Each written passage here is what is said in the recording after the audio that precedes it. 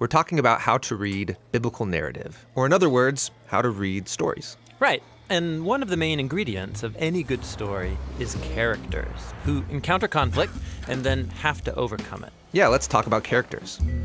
In most stories, we quickly identify with characters because, just like them, we're in our own story having our own conflicts that we need to overcome. Yeah, and good stories have characters with relatable struggles. We can watch them react to these challenges in different ways, and we get to see what happens as a result. Through characters, an author can show us their view of what it means to be human. The Bible's no different. Biblical stories use characters as a mirror so we can see ourselves and discover our own human nature in the reflection.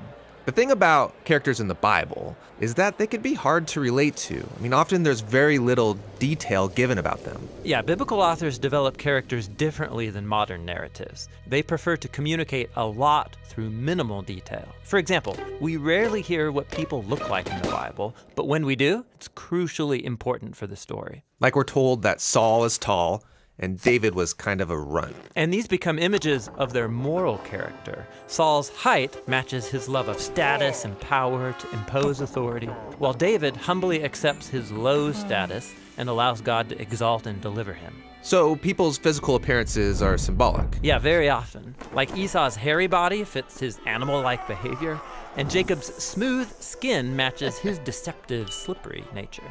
What other clues do we get about biblical characters? Well, often people's names symbolize their role in the story. Abraham in Hebrew sounds like father of a multitude. Jacob means deceiver. Ruth means refreshment. And Saul, his name means the one asked for. He's the flawed king that the people requested.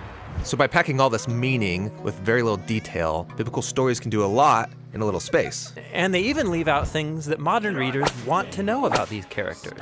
Like they rarely come out and tell us people's thoughts or motives. Right, like when Moses saw an Egyptian beating an Israelite, he kills him on the spot. But why? Was this righteous anger, or did he just lose his cool? And was it okay with God that he did it? Yeah, we're not told. Because biblical authors usually avoid giving moral commentary. They would rather have a character's words and actions reveal their motives and then leave us to judge their behavior by seeing the consequences. So in the case of Moses, this murders the beginning of a pattern of his anger getting the best of him with bad results. This choice forces him to run and hide in the desert for 40 years. So it was a bad thing. But he does meet his wife out there, so it's a good thing? Exactly. It forces you to ponder. Through all these techniques, the biblical narrators keep their stories compact, memorable, but also engaging. But seriously, was Moses being good or bad? Right? Like in classic stories, there's always a good guy and a bad guy, some admirable hero who faces off against some horrible villain. Sure, and simplified characters like that are helpful for teaching children there's such a thing as good and evil. But the Bible's not a children's book. Its characters are very complex, a mixed bag of good and evil, just like us. There's hardly any flawless characters in the Bible. What about heroes of the faith, like Abraham or King David? So you mean Abraham, who used an Egyptian slave for sex and then lied about his wife 2 times to save his own neck? And David, the man after God's own heart, who sleeps with another man's wife and then murders him? These stories are anything but simplistic. They offer us realistic portraits of compromised people like ourselves. The real surprise is that God keeps working with them despite their failures. So, just because a person's called by God or wins a battle, becomes successful or wealthy, it doesn't mean the biblical author wants me to act like them. Right. It would actually be really dangerous to imitate most biblical characters. True. But there must be something admirable in biblical characters, something I can imitate. Absolutely. Pay attention, and you'll notice that most biblical stories highlight the moments when characters fail or come to the end of themselves, and then they choose radical trust in God's grace and wisdom. It's in these stories that the authors show us how to be a human who truly pleases God through humility and surrender.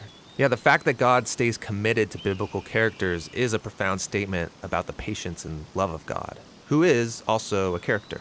Right. And by studying biblical characters, we can observe our own worst tendencies on display. And we see time and again God's gracious response that will see this story through to the end.